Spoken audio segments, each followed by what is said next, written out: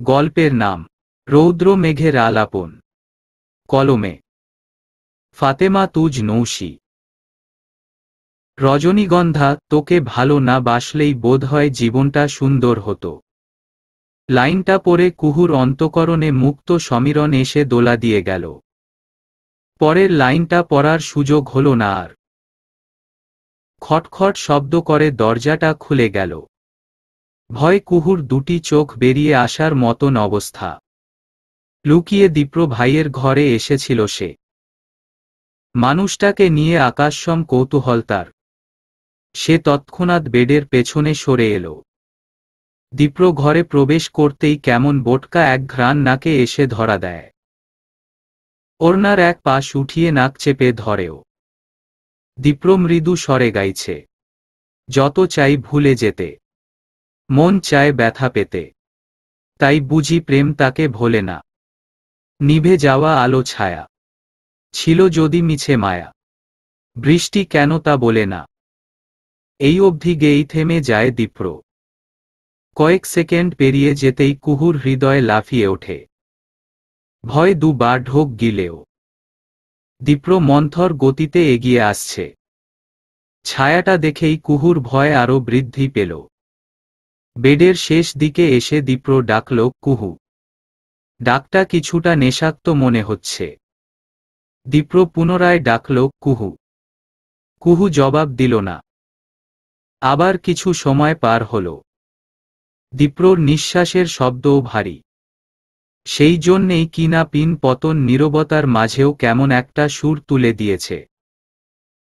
ভয় জড়সড় হয়ে রইল কুহু। দীপ্র আর এগোল না। সে মাতাল। মাথা ঠিক নেই। ধপাস করে বেডের ওপর পড়ে গেল। সেই শব্দ শুনে কুহুর মুখ দিয়ে ঈষৎ চিৎকার বেরিয়ে এলো। কম্পন ধরল সর্বাঙ্গে। এবার পরিবেশটা স্থির। কোনো শব্দ নেই। কুহু অতি সাবধানে উঠে দাঁড়াল।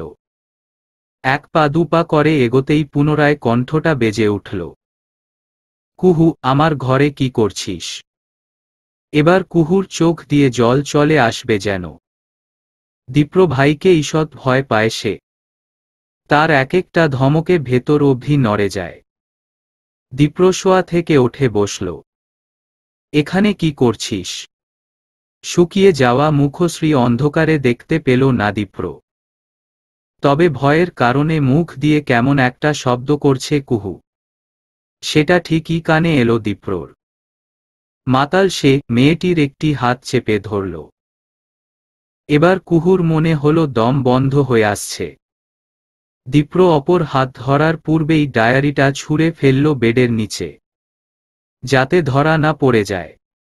তুই জানিস না আমার ঘরে আসা যে নিষেধ। নিরুত্তর রইল কুহু। তার ভেতরে ঝড় উঠে গেছে। লম্বাটে দেহের দীপ্র কিছুটা নত হয়ে মেয়েটির মুখ বরাবর এলো। মদের তীব্র ঘ্রাণে কুহুর সমস্ত শরীর আনচান করছে। সে সাহস সঞ্চয় করল। আপনার শরীর থেকে মদের গন্ধ আসছে দীপ্র ভাই। কথাটি বলার সঙ্গে সঙ্গে হাতটা ছেড়ে দিল দীপ্র। এক সেকেন্ড পরই কেমন করে যেন হেসে উঠল। পুনরায় বেডে শরীর এলিয়ে দিয়ে বলল, নিষ্ঠুর কোথাকার, যা চলে যা। দীপ্র এমনটা কেন বলল কুহু জানে না। পুরুষটির দিকে চাইল একবার। বুক অবধি খোলা শার্ট, শরীর থেকে আসা মদের গন্ধ, এলোমেলো চুল। বারান্দা থেকে আসা আলো পড়েছে দীপ্র ভাইয়ের মুখশ্রীতে। ফর্সা ত্বক কেমন বিবর্ণ লাগছে। কুহু জবাবহীন চেয়ে রইল।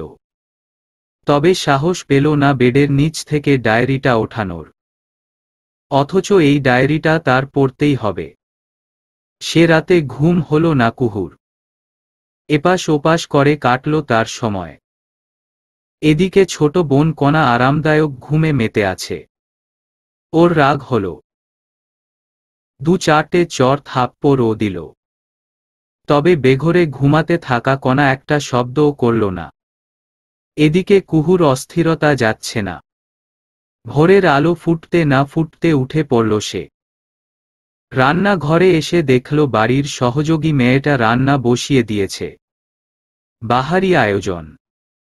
কুহু হাত লাগাতেই ভয়ে ভয়ে মেয়েটি বলল, আপা এগুলো ধরবেন না, আপনার হাত নোংরা হবে। এমন কথা শুনে যারপরনাই অবাক হল কুহু। মেয়েটি তার ছোটই হবে। সে মৃদু স্বরে শুধালো, এমনটা কেন বলছো ফুলি? জি না মানে। ফুলি কথাটা আর বলতে পারল না। কেমন আমতা আমতা করতে লাগল। কুহুও কিছু বলল না। সুন্দর করে কফি বানালো। চিনি দিল 1 চামচ। দীপ্র ভাইয়া কফি খায় তো? জি আপা। তবে সে নিজেই বানিয়ে খায়, অন্য কেউ দিলে খায় না। না। আচ্ছা, দেখছি কি করে না খায়। কথাটা শেষ করেই কফি নিয়ে ওপরে উঠে গেল কুহু। তার অধর রাঙা হলো হাসিতে। দীপ্রর ঘরের দরজা খোলা থাকা সত্ত্বেও নক করল কুহু। 1 বার 2 বার 3 বার, কিন্তু জবাব এলো না। মানুষটা ঘুমিয়ে আছে নিশ্চিত। কুহু হাসল। সে স্বভাবে বড়ই চঞ্চল। গতরাতে যে ভয়টা কাজ করছিল তা আজ আর হচ্ছে না। যেন কোনো এক অদৃশ্য শক্তির দ্বারা ভয়টা জয় করেছে সে। কানের কাছে অ্যালার্মটা বাজতেই চোখ মুখ কুঁচকে ফেলল দীপ্র। বিরক্তি নিয়ে চোখ মেলল। শুরুতেই নজরে এলো কুহুর মুখটা। আচমকা কুহুকে দেখাতে চমকাল সে। দ্রুত উঠতে গিয়ে মাথা ঠুকে গেল কুহুর মাথার সাথে। কুহু একটু ভয় পেল বটে, তবে সেটা মুখে প্রকাশ না করে প্রবল আত্মবিশ্বাস নিয়ে বলল, দীপ্র ভাই, এই নিন আপনার কফি। চোখ ছোট করে ফেলল দীপ্র। কুহুর ঠোঁট জুড়ে হাসি, অথচ ভেতরে ভেতরে নড়েচড়ে বসছে সে। তার ভেতর বাহিরে দ্বন্দ্বটা বোধহয় বুঝতে পারল দীপ্র। তাই বিনা বাক্যে কফির কাপটা তুলে নিল। একাধিক চুমুক দিয়ে শুধালো, কবে এসেছিস? মনে মনে কুহু বলল, ওরে, গতরাতে তো না দেখেই কুহু কুহু বলে ডেকে যাচ্ছিলি। মাতাল ছিলি, তবে তাল ঠিকই ছিল। আর আজ দেখার পর প্রশ্ন করছিস কবে এসেছি। মনের কথা মনেই রাখল কুহু। মুখে বলল, গতকাল সকালে। ওহ, কফি তুই বানিয়েছিস? হ্যাঁ। ভালো হয়েছে না? জঘন্য। অর্ধেক খাওয়া কফির কাপটা এগিয়ে দিল দীপ্র। তারপরই ওয়াশরুমে চলে গেল। বাড়ির সবার মতে কুহুর বানানো কফি সব থেকে সেরা। অথচ দীপ্র ভাই কি না জঘন্য বলে গেলেন। অর্ধেক কাপ কফি নিয়ে হেঁটে চলেছে কুহু। তার অন্যমনস্ক ভাব দেখে ফুলি বলল, আপা কি হয়েছে? এমন করে হাঁটছেন কেন? ফুলির কণ্ঠে ধ্যান ভাঙে কুহুর। তবে তৎক্ষণাৎ জবাব দিতে পারে না। ফুলি, জি আপা। এই কফিটা খেয়ে দেখবে জঘন্য কিনা। ফুলির মুখটা ঈষৎ ছোট হয়ে গেল। আধ খাওয়া কফি খাবে সে, তাই বোধহয় নত মুখে চলে গেল। সেদিকে তাকিয়ে হতাশ হল কুহু। পরে নিজেই আধ খাওয়া কফি কাপে চুমুক বসাল। অসম্ভব ভালো হয়েছে। অথচ দীপ্র ভাই কি না জঘন্য বলে গেলেন। মানুষটা কবে এতটা মিথ্যুক হলেন। কফির কাহিনী শেষ হতে না হতে আরেকটি কাহিনী শুরু হল। নাস্তার টেবিলে বাড়ির সবাই থাকলেও নেই দীপ্র। ছেলেটার এমন আচরণ এর আগে দেখেনি কুহু। ও একটু ভাবুক হয়ে পড়ল। বড়মা তখনই ডেকে উঠলেন, কুহু, খাচ্ছিস না কেন? বড় মায়ের কথা শুনে তাকালো বড় চাচ্চু। তিনি কিছুটা ব্যস্ত সুরে বললেন, খাবার ভালো হয়নি মা। ভালো হয়েছে চাচ্চু। তাহলে সবাই আছে, অথচ দীপ্র ভাই কেন নেই? এ কথায় ডাইনিং এ কেমন মৌনতা ধরে গেল। দীপ্রর বাবা দবির দেওয়ান বললেন, ও পরে খাবে, তুই খেয়ে নে। ডাইনিংয়ের মৌনতা দেখে কুহু আর কিছু বলল না। খাবার খেয়ে উঠল কোনো মতে। তারপর পরই ঘুরঘুর করতে লাগল দীপ্রর ঘরের আশেপাশে। অথচ দীপ্রর দেখা নেই। বেলা যত বাড়তে লাগল কুহুর ছটফটানিও তত বৃদ্ধি পেল। তখন প্রায় 12:30 বাজে। মেইন ডোরের বেল বেজে উঠল। ছুটে গেল কুহু। দরজা খুলতেই দেখতে পেল পার্সেল এসেছে। অতঃপর ডেলিভারি ম্যানের কাছ থেকে সাইন করে পার্সেল নিল। হাতে নিয়ে দেখল দীপ্রর পার্সেল। 3টে মদের বোতল নিয়ে দাঁড়িয়ে আছে কুহু। বোতলগুলোর নাম ভালো করে পড়ছে সে। বিদেশ থেকে আনা এগুলো। দীপ্র ভাই অর্ডার করে এনেছেন। বোতলগুলো কিছু সময় নাড়াচাড়া করে বসে রইল। কি করবে বুঝতে পারছে না। এরই মধ্যে কোথায় থেকে যেন ছুটে এলো দীপ্র। এসেই মদের বোতলগুলো তুলে নিল। তারপরই হনহনিয়ে চলে গেল। সবটা এত দ্রুত ঘটেছে যে কুহু শ্বাস নেবার ফুসরতও পায়নি। ও বেশ কিছু সময় বোকার মতন চেয়ে রইল। তারপর বসা থেকে উঠে ছুটতে লাগল দীপ্র ভাইয়ের ঘরে। দীপ্র মদের বোতল খুলছে। কুহু ওর সম্মুখে এসে দাঁড়াল। ভেতরে ভেতরে ভীষণ ভয় হচ্ছে ওর। পার্সেল খুলেছে বিধায় বকবে না তো। দীপ্র কুহুর উপস্থিতি টের পেয়ে মদের বোতল এগিয়ে দিয়ে বলল, খাবি? নাক কুঁচকে ফেলল কুহু। দীপ্র বেশি সময় সাধল না। নিজের জন্য একটা গ্লাসে ঢেলে নিয়ে মুহূর্তেই ঢকঢক করে গিলে ফেলল। হতভম্ব কুহু। মদের তীব্রতায় চোখ বন্ধ করে ফেলেছে দীপ্র। কিছু সেকেন্ড পর আরেক গ্লাসে ঢালতেই বাদ সাধল কুহু। এভাবে মদ কেন খাচ্ছেন কেন দীপ্র ভাই? তুই বুঝবি না। আমাকে বললেই বুঝব। বলেন কেন খাচ্ছেন? এবার কিন্তু দীপ্র রাগান্বিত চোখে চাইল। কুহু ভয় কেমন থম মেরে গেল। তবু নড়ল না। ওর খারাপ লাগছে। এই দীপ্র ভাইকে দেখতে একদমই ভালো লাগছে না ওর। কুহু। জি। তুই কেন এসেছিস? কুহু জবাব দিল না। দীপ্র পুনরায় শুধালো, বল বল কেন এসেছিস? এমনি এসেছি। মিথ্যে কথা। এমনি এমনি আসিস নি তুই। এই বাজে জিনিসটা এখন রাখেন তো। কথাটা বলেই গ্লাস নিতে গেল কুহু। দীপ্র হাত সরিয়ে ফেলল। কুহু ভীত নয়নে তাকাল। দুজনের দৃষ্টি মিলে যাচ্ছে। সারা জীবন দীপ্র ভাইকে ভয় পেয়ে আসা কুহু আজ চোখে চোখ রেখে চলেছে।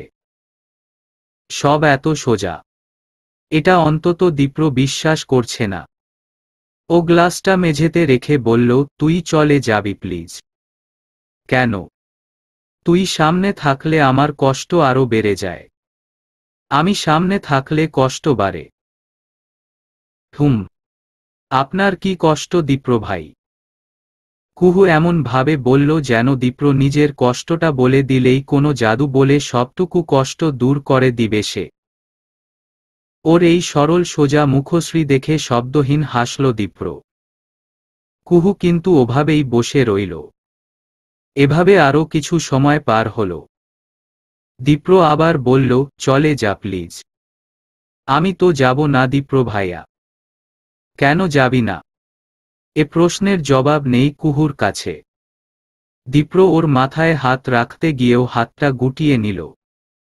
মেঝে থেকে উঠে কাবার্ড খুলল।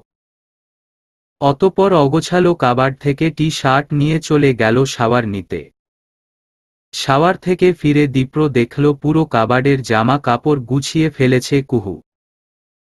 দীপ্র কিছুটা রাগ দেখাতে গিয়েও দেখালো না। বরং চুলগুলো মুছে নিল নরম তোয়ালে দিয়ে। আরশিতে ছোট্ট কুহুকে দেখা যাচ্ছে।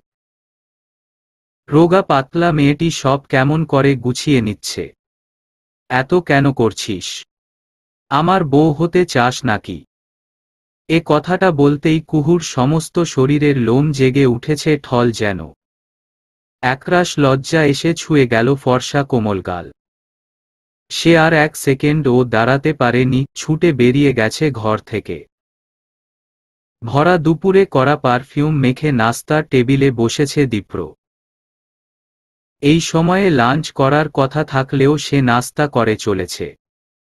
কুহু, কণা দুই বোন দোতলায় বসে। সেখান থেকেই সবটা দেখে চলেছে কুহু। উদাসীনতার বসে কণার পিঠে পা তুলে দিল হুট করেই। আপু, লাগছে তো।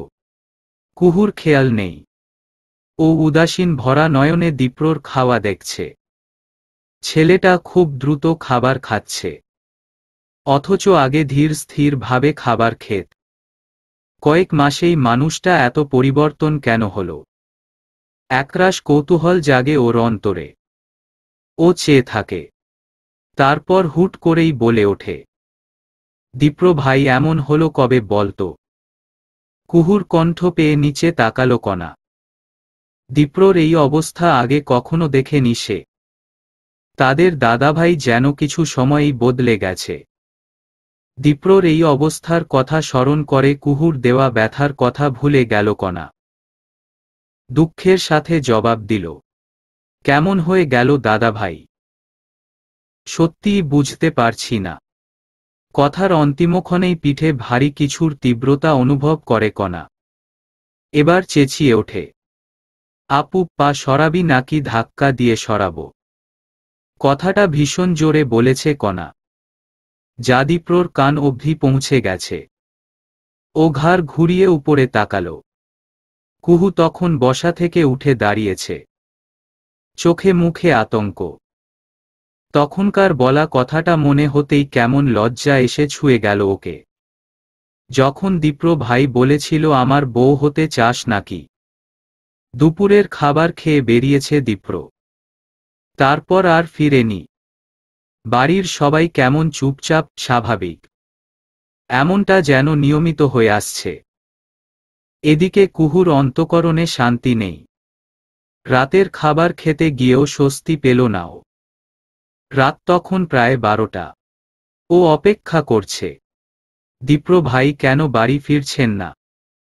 এত রাত হলো, কেউ কেন চিন্তা করছে না?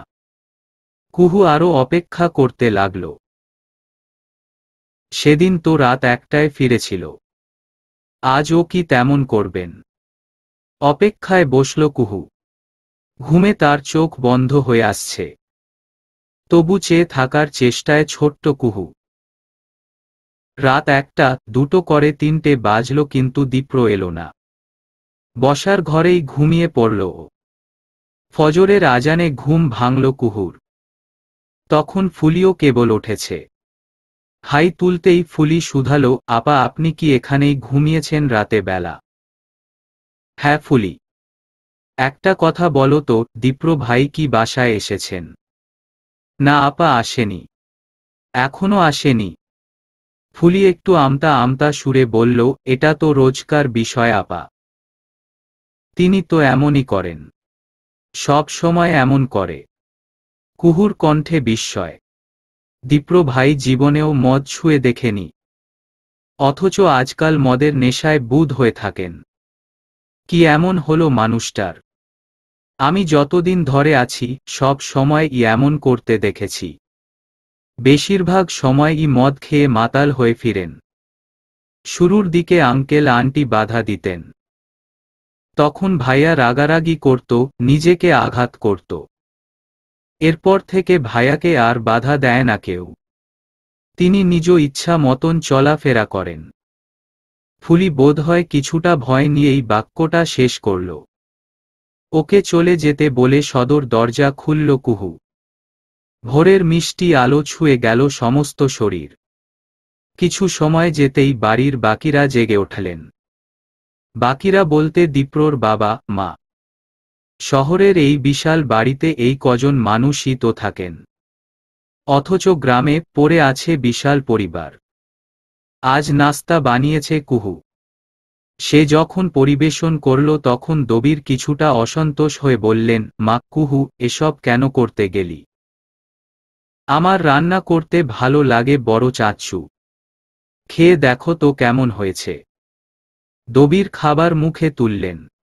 অসম্ভব মজাদার খাবার মুখে তুললেন দীপ্রর মা জেবাও। তিনি প্রশংসা করে বললেন, মেয়েটা বড় হয়ে গেছে, কি বলো দীপ্রর বাবা? দবিরও কথায় সায় জানালেন। কণা তখনও ওঠেনি। কুহু খাবার নিয়ে নাড়াচাড়া করছে। ওর অন্যমনস্ক ভাব দেখে দবির ও জেবা একে অপরের দিকে চাইলেন। ইশরায় কিছু কথা বললেন তারা। মেয়েটির এই অনুভূতি তারাও খুব করে বুঝতে পারেন। সকাল গড়িয়ে দুপুর হল।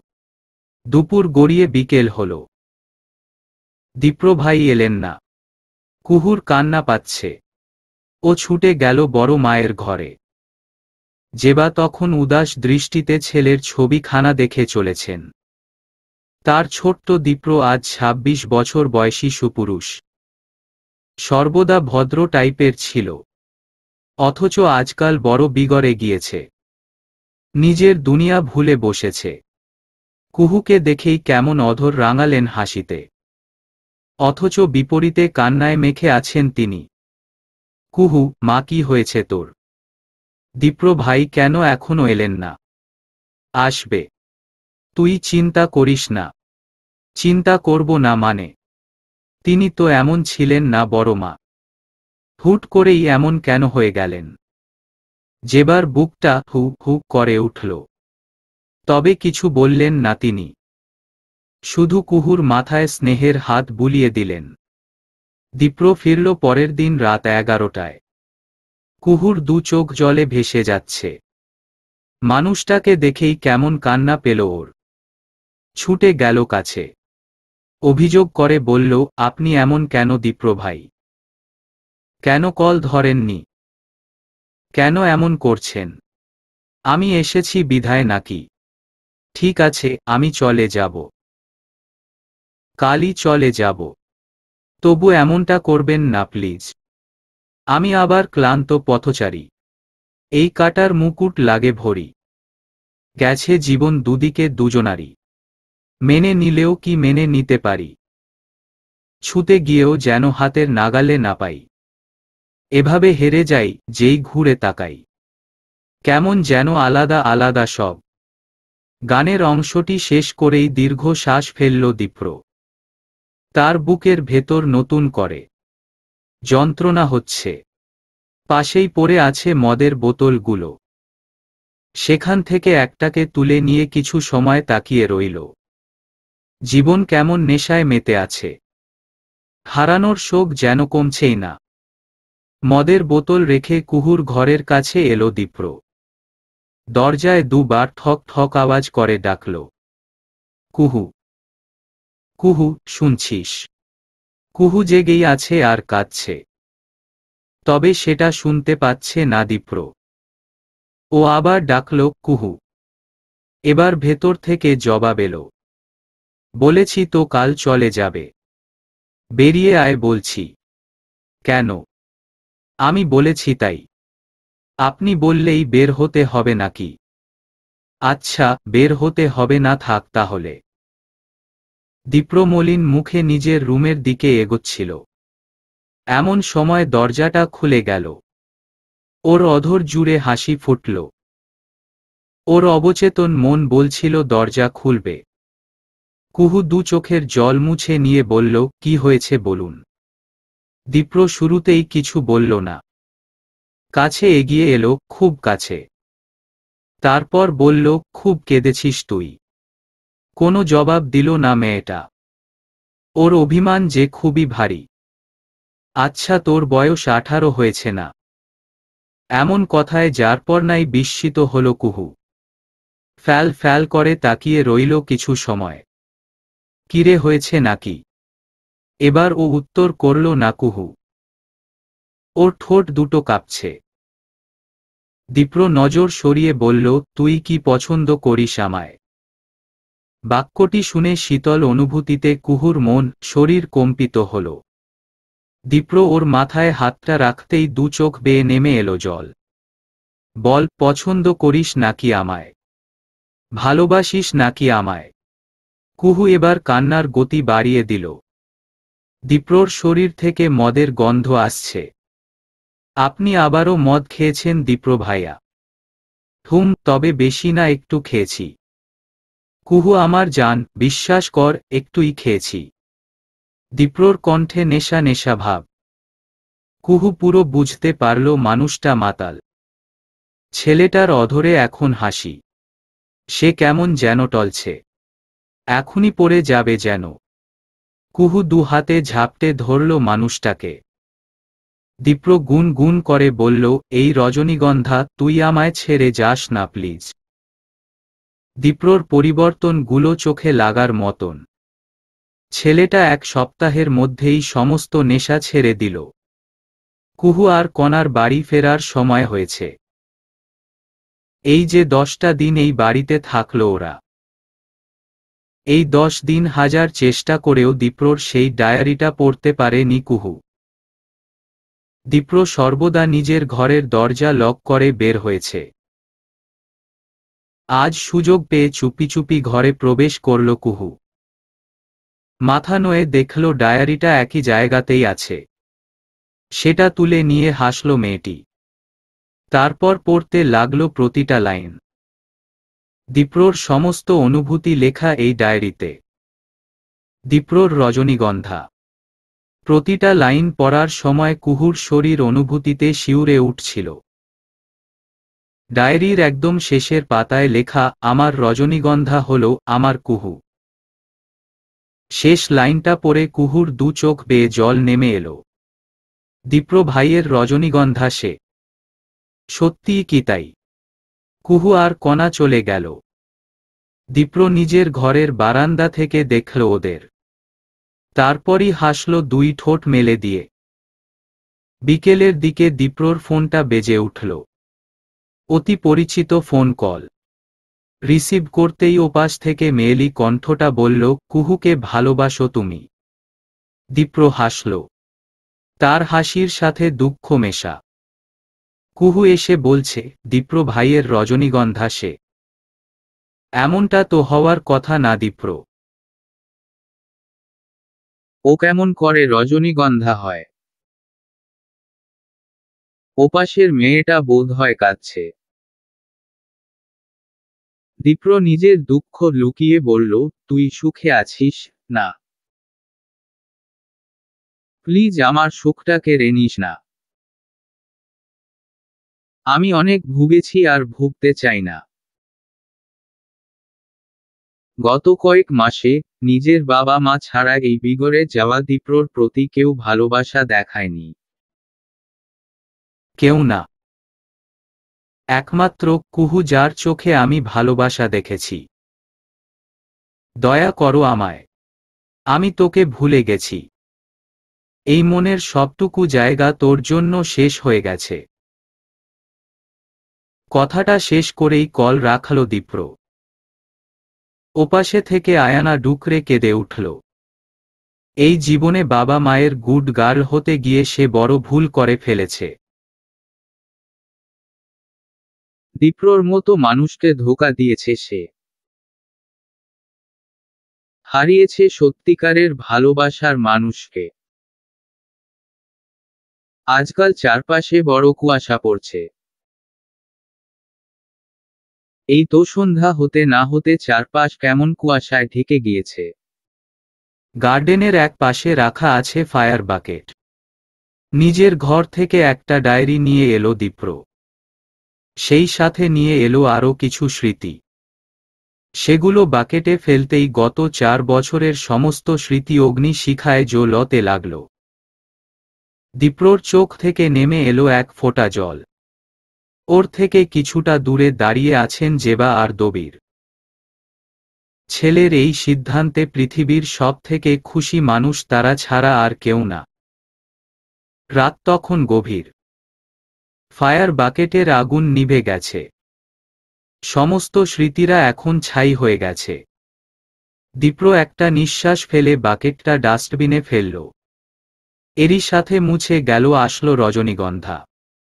কুহুর অনুভূতিগুলো বুঝতে পারছিল দীপ্র। মেয়েটা মাত্র কদিনেই ওকে পরিবর্তন করে দিয়েছে। বুঝিয়েছে যে ভালোবাসে তাকে আগলে নিতে হয়।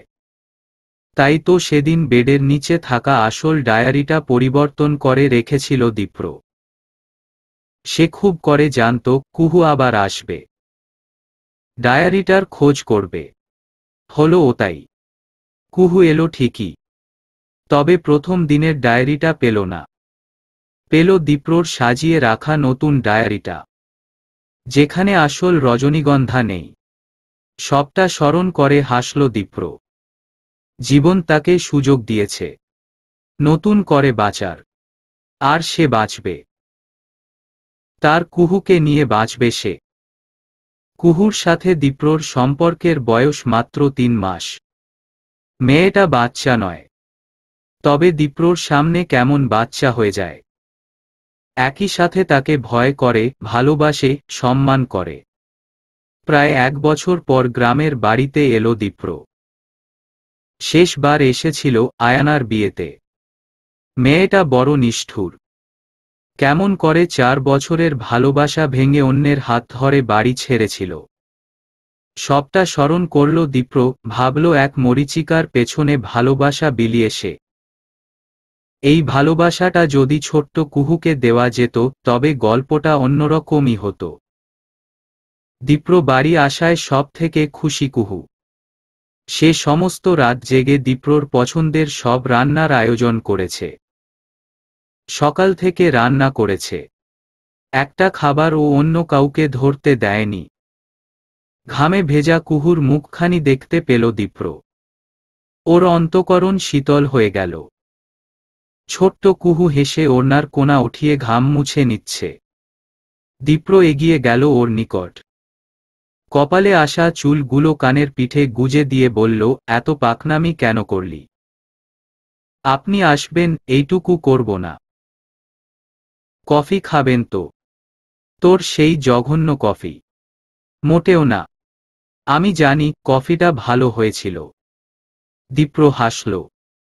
মেয়েটির কপালে টোকা দিয়ে বলল, জানিয়ে আয়। মেয়েটি উচ্ছ্বাস নিয়ে রান্নাঘরের দিকে এগোল। দীপ্রর সমস্ত দেহ সুখে ভরে উঠল।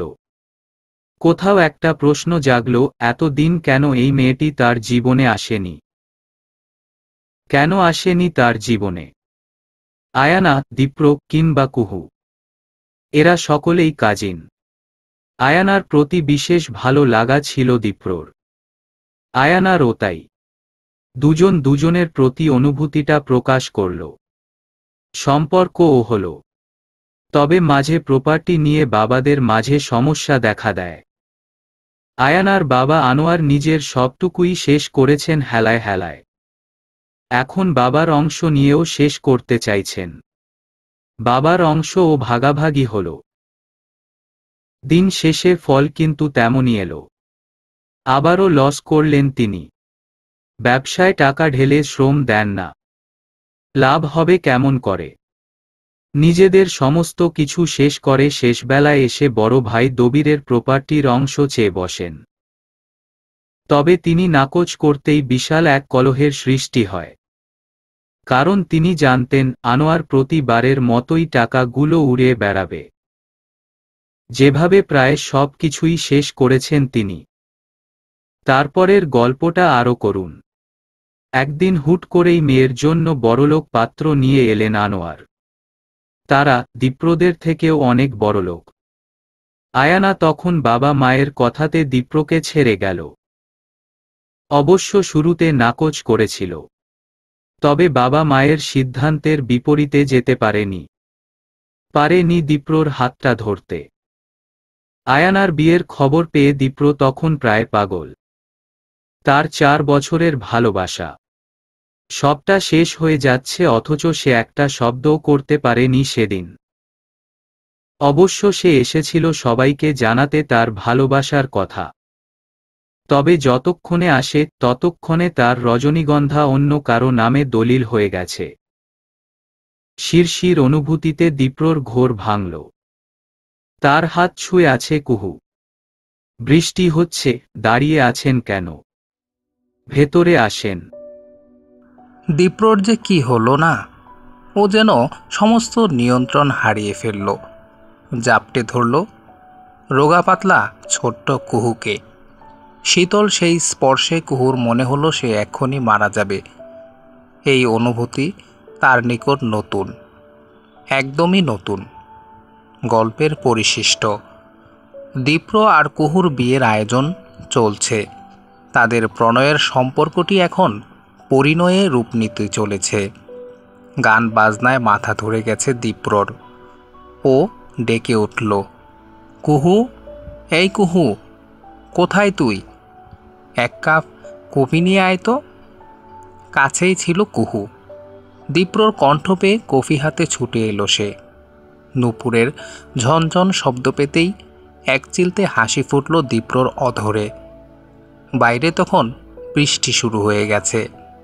তারই সাথে সাথে ঈষৎ রোদেরও মেলা বসেছে আজ ওখানে। দীপ্রর মনে হলো বাইরে রৌদ্রমেঘের আলাপন হচ্ছে। দীপ্র হাসল। কুহু হাঁফিয়ে উঠেছে। ও বলল, এই নিন আপনার কফি। অতঃপর দীপ্র কফি হাতে নিল। কফিতে চুমুক বসাতেই মনে হলো পৃথিবীর সমস্ত সুখ মিশে আছে এই এক কাপ কফিতে। কুহু কফিতে নয়, বরং কুহু নামক ভালোবাসায় পৃথিবীর সমস্ত সুখ মিশে আছে। সমাপ্ত। শ্রোতা বন্ধুরা, আজকের এই ছোট্ট গল্পটি আপনাদের কেমন লাগলো অবশ্যই কমেন্ট করে জানাতে ভুলবেন না। আর নতুন নতুন গল্প পেতে অবশ্যই আমাদের চ্যানেলের সাথে থাকুন আর গল্প শুনুন। দেখা হবে পরবর্তী কোনো গল্পে। ভালো থাকবেন সবাই। আল্লাহ হাফেজ।